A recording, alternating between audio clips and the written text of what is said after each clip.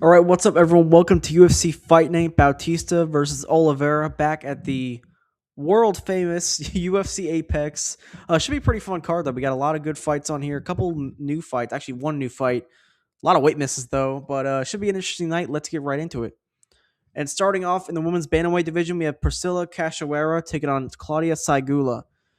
I probably butchered both those names. Cachoeira minus or plus 130. Claudia Syguła minus 150. Just right off the page, very low level fight. Should be a fun fight though for as long as it lasts. Should be a finish. We have Priscilla Cachoeira and her obnoxiously massive forehead.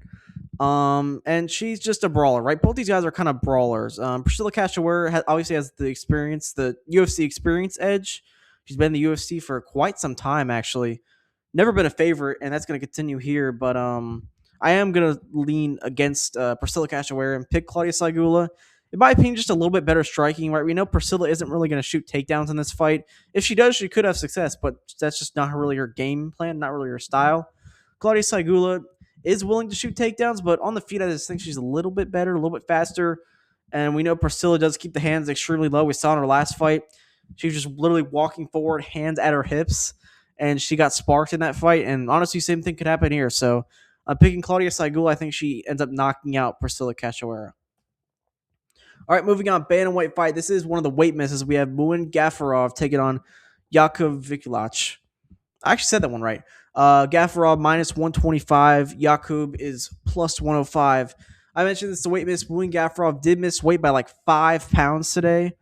Pretty crazy. He was like, he sounded like he didn't really try as well. Like he was one of the first ones up on the scale, missed weight by a lot, and just never took that second attempt to weigh in. But in terms of just the fighting styles, Wing Gafurov, very good, well-rounded fighter. Mainly looking to wrestle, but on the feet, he's very capable. Has a wide array of attacks, spinning attacks, good boxing. Overall, just a really solid fighter. Taking on Jakub Wikłacz, who is also a pretty solid fighter, but mainly just a BJJ guy, right? Striking isn't really great. It's just kind of there to set up takedowns. He's willing to pull a guillotine. He's willing to pull guard. The takedowns aren't amazing, but they're serviceable. And we see that from his very good record, right? He was the KSW champion for a while. Came in his last fight in the UFC, and he beat Patchy Mix. I don't necessarily agree with the decision, but to still have a close fight with someone who is also as good of a grappler as Patchy Mix really does kind of show how good Jakob is on the ground in his own right. And I think, weight miss aside, because that is a little bit concerning, right? 5 pounds.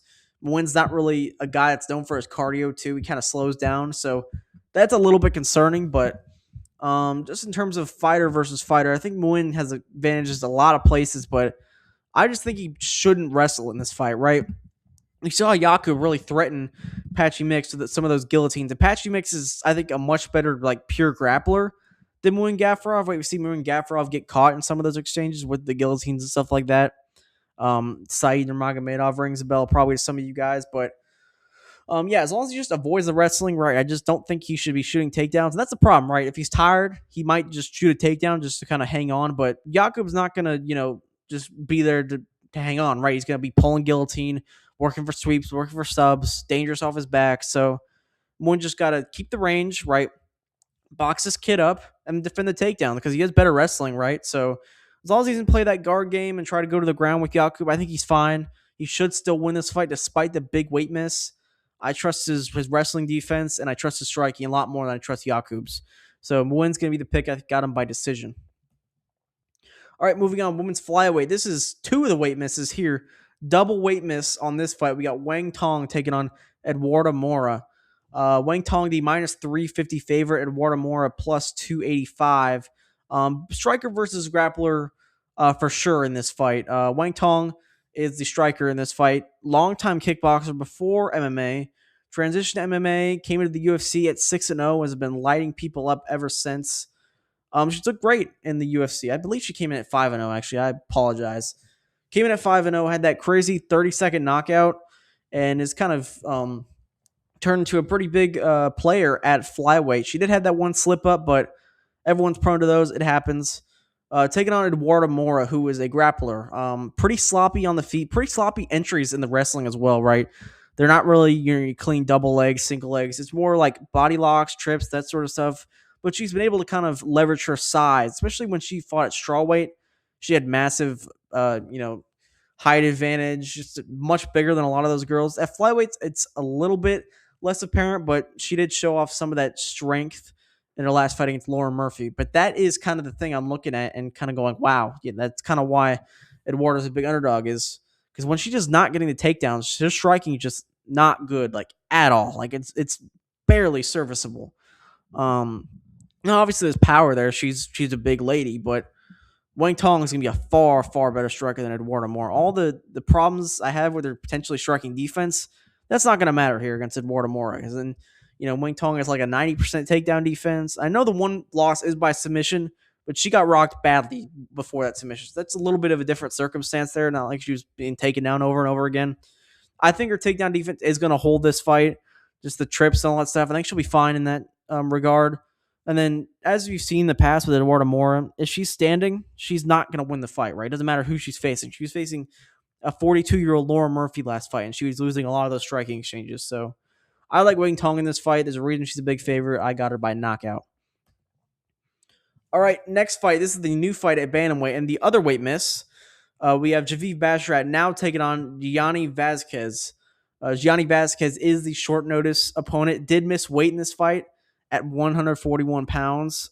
He is a flyweight, though, which is a little bit interesting. But let's talk about Javiv first. Very good all-around fighter. Brother of Fareed Basharat, who's also fighting on this card.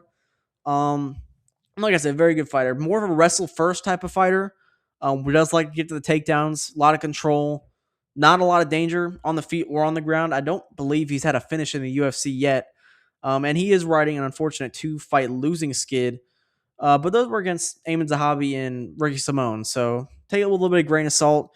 He's taking on the UFC newcomer, Gianni Vázquez, who, if you don't know, was a flyweight for his entire career. I'm assuming he's going to drop down to flyweight after this fight. And he's kind of been lighting it up on the Mexican regional scene, right? Last loss was about 9 years ago to Edgar Chairez, who is now, pretty popular. Not popular, but a pretty good UFC fighter. And he's been on a tear ever since then. Great grappling, but mainly just looking to strike, right? He's shown some weaknesses in the defensive jiu-jitsu department. Shouldn't matter really in this fight, but he does like to make his money on the feet. Very, very fast hands. He will probably have the faster hands in this fight, but the thing I like about Javiv Basharat is that he is so well-rounded. He is willing to, win at whatever cost, even if it is boring as crap. But he has all those tools, right? He does have the kicks. He can keep range from Gianni Vázquez in this fight. He has the height advantage, certainly.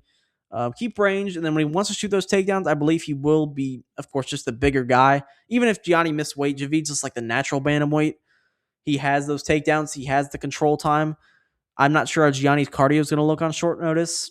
Up a weight class, missing weight. So a lot of question marks for Gianni Vázquez. He's a very good fighter, but it's just a bad matchup for him and a bad, not a bad opportunity. Obviously, every short notice opportunity is a great opportunity, but this is just a bad matchup for him. I got Javid in this fight. Minus 700 makes sense for him. I have him winning by decision. All right, next fight, we got strawweight Bruna Brazil taking on Ketlin Souza. Brazil, the plus 130 dog. Ketlin Souza, minus 150. This is probably going to be a striking match for as long as it lasts. We got a technical outside striker versus a brawler on the inside that loves to use her boxing. Bruna Brazil, rangy striker. You'll see she'll have a height advantage almost every one of her fights. 5'6" at flyweight. That's a gift. But yeah, pretty good striker. Striking defense hasn't been great. Actually, I believe she has a negative striking differential.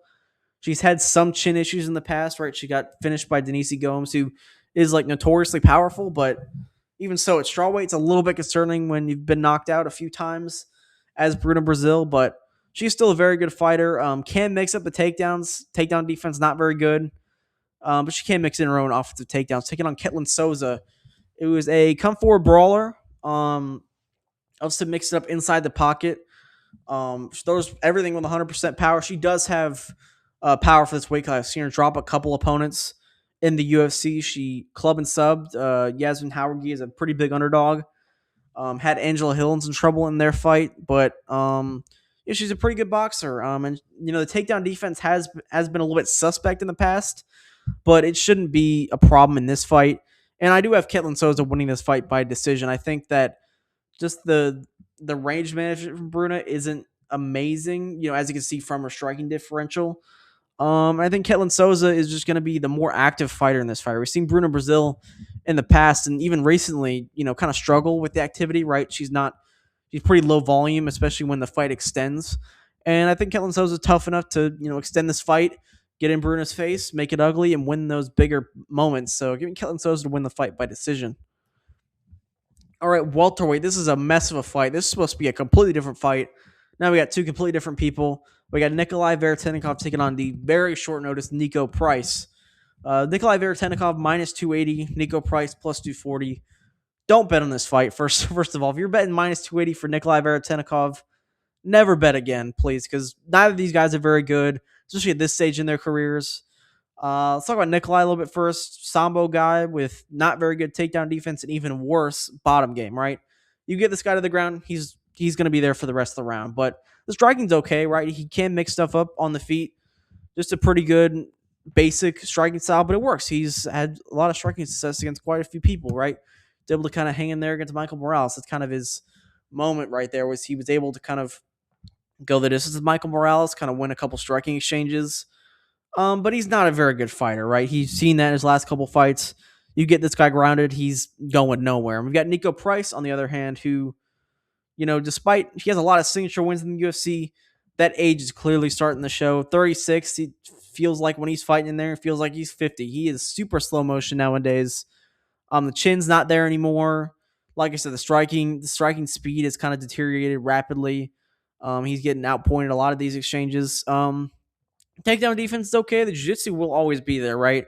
He has been dangerous in the past with the jiu-jitsu. And the takedown defense should be there. And if he wants to wrestle offensively, he could have success in this fight. But I just think he's far too slow for Nikolai, right? Nikolai, well, he's not a good fighter. And if Nico was in his prime, I'd pick him 100 times out of 100. He's obviously not anymore. And we've kind of seen that his last couple fights. Hasn't looked great. I believe 1-4 in his last 5. So Nikolai's going to be the pick for those reasons. But they're both not very good fighters. Minus 280 is wild for Nikolai. He has no dog in him. He has no idea what he's doing on the ground. Don't bet on this fight. All right.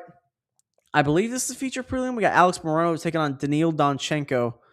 Alex Morono, the plus 525 underdog. Daniil Donchenko, minus 700.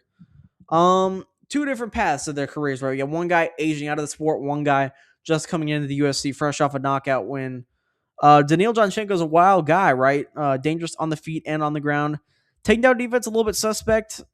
Striking defense also a little bit suspect. He got tagged a lot in his last fight, but when he's on the offense, when he's on the front foot and he's leading these striking exchanges, very hard guy to control. Lots of power in those hands. Loves throwing those elbows that was able to cut up Rodrigo Centenando bad in his last fight and got the first round finish. Taking on Alex Morono, who, as I said, aging out of the sport. Right, great BJJ, and he's always had that in his back pocket. Right, great BJJ, decent enough wrestling. If he's on top, he can threaten a lot of stuff. And if he gets Daniil Donchenko on his back, I believe he could submit Daniil Donchenko. But the problem is, will he wrestle? Probably not, right? He hasn't shown, the tendency to wrestle in the past. And when he's striking, he's not very good, right? Kind of a loose boxing style, but very hittable on the feet. The chin started to kind of fade as the years have gone on, coming off of, I believe, a 1-minute knockout loss to Carlos Leal. Leal's much more experienced than Donchenko, but I'm not sure it's going to matter in this fight. Alex Morono has all the tools he needs to win this fight. He's in every fight that he's competed in, but I just think Daniil Donchenko is just a much better just striker than Alex Morono.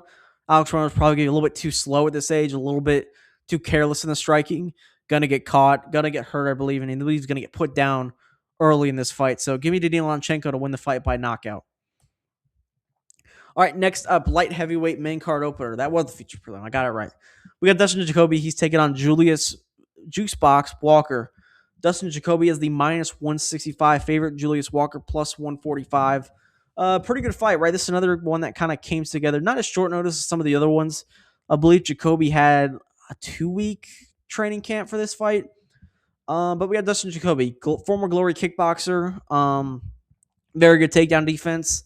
When he's on the feet, he loves to pump the feint with the jab, throw the right hand behind it. Got decent power in his hands. chin's not great, but usually he's so much faster in these striking exchanges, it doesn't really quite matter.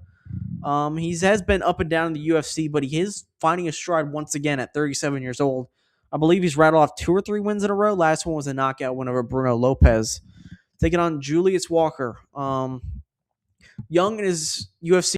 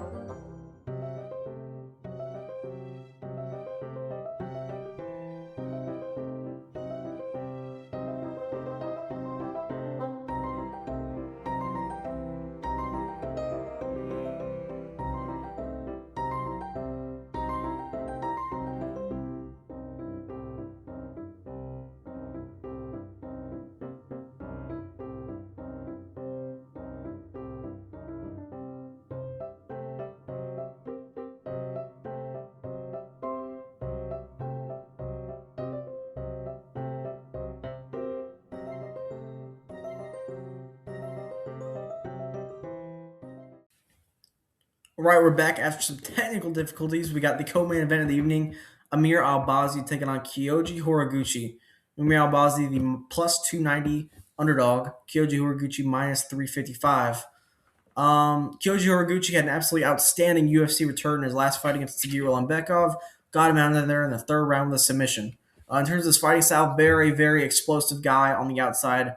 Lots of cardio, so you can do that for 25 minutes, but lunging in there with strikes, leg kicks, can throw that kick up high as well. But he really used the leg kicks to perfect effect in his last fight against Ulanbekov, where he was able to chop down that tree, kick him in the head, which really, really stunned Tagir throughout that fight, and also had multiple knockdowns with his hands as well, and was even able to take down Tagir on back sometimes, which is no small feat, right?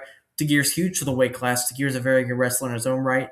Trains with all the guys at the Eagles MMA, Islam Makhachev, all the Dagestani wrestlers in Russia, and he was able to take him down a couple times, knock him down, choke him to sleep. And he's fighting Amir Albazi, who coming off a very, very long layoff of his own. I believe we haven't seen him since August of 2024, I believe.